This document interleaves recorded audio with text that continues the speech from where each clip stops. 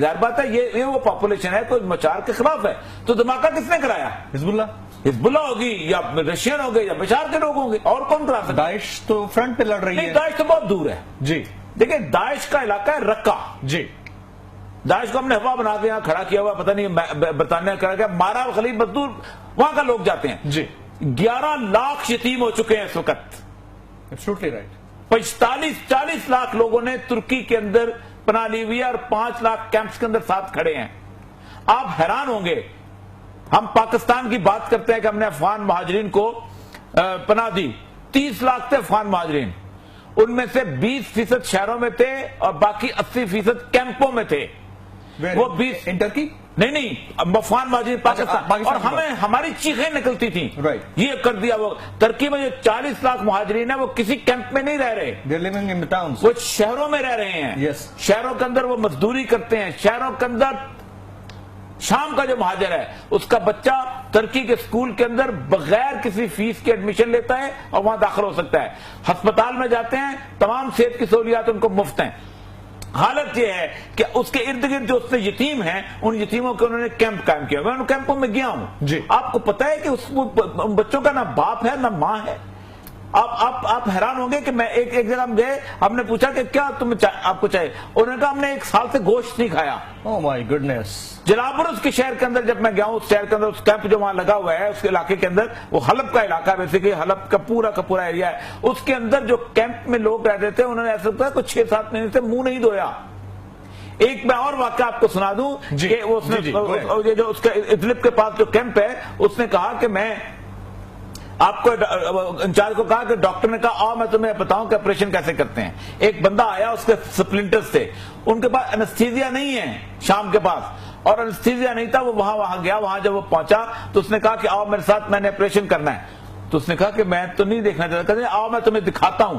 کہتا اس کے بعد میں نے وہاں کھڑا ہوا تو اس نے کھڑے ہو کے بسم اللہ الرحمن الرحیم لا الہ الا اللہ واللہ اکبر پڑھا اور چھری سے اس کے پیٹ کو کاٹنا شروع کیا.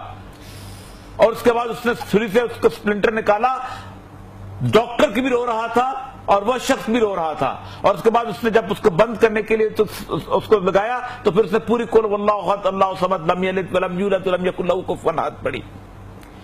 یہ ایران, بشار الاسد, امریکہ, روس اور وہاں حزب اللہ, وہ کہتے ہیں لوگ, میں ایک بندے سے ملا, انہوں نے کہا بشار کے ساتھ ہم ساری زندگی رہتے تھے, یہ اٹھ کے وہاں سے ایران آیا ہے وہاں پر, اور یہ لوگ آئے ہیں انہوں نے ہمیں قتل کرنا شروع کیا ہے. وہ کہتے ہیں ان کے ساتھ اسرائیل ہے. بچہ میں ان لوگوں کے کیمپوں میں گیا ہوں کہ اسرائیل ہے ان کی بیک پہ جو ہمیں تباہ کرنا چاہتا ہے. آپ کو پتا ہے کہ اس وقت ایک یہودی اسرائیل میں نہیں رہ, شام میں نہیں رہ گیا. انہوں نے تاوان دے کے اپنے یہودی لے گئے ہیں. ان کو پتا ہے کہ وہ کس تباہی کی طرف کو لے جانا چاہتے ہیں. اصل مسئلہ یہ ہے کہ ایک سوال انہوں نے مجھ سے پوچھا. انہوں نے کہا دنیا میں یہ جو طاقتیں ہوتی ہیں یہ ایک دوسرے کو سپورٹ کرتی ہیں. پاکستان کو ایٹم بم کسی قدیر خان نے نہیں, اللہ تبارک و تعالیٰ نے دیا ہے.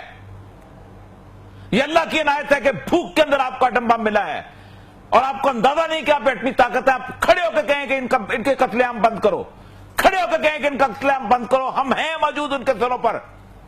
ہمیں تو افغانوں کی چیز, حالانکہ ہم نے افغانوں کو لوٹا.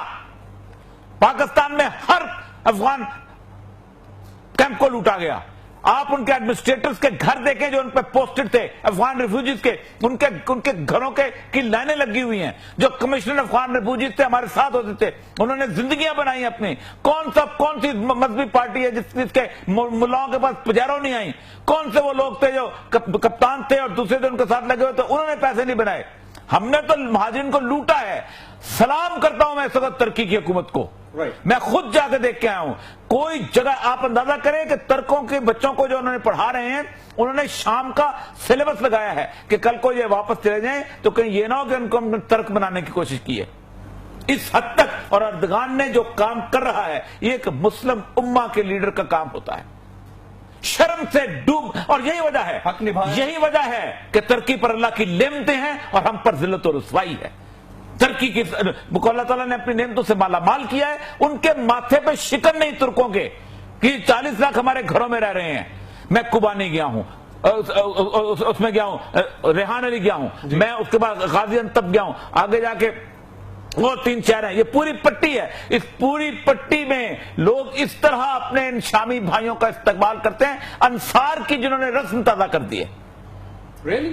جی دھماکے ترکی میں نہیں ہوئے، بالکل ہوئے، لیکن اس کے باوجود پھر بھی ترکی نے ریفرینڈم میں ساتھ دیا ہے کہ یہ ہے وہ بندہ کہ جس بندے نے مسلم امہ کا تصور اجاگر کیا ہے۔ اس کے بعد ایٹم بم نہیں ہے، رائٹ، وہ ایٹمی طاقت نہیں ہے، ہم ہیں، ہم پر ذلت رسوائی اس لیے مسلط ہے اور ہم پر اللہ تعالیٰ کی لعنتیں اس لیے مسلط ہیں کہ ہم نے پاکستان بن کر سوچا ہے، ہم نے مسلم امہ بن کر نہیں سوچا۔ یہ پاکستان نہیں، یہ مسلم امہ کا نقیب ملک ہے۔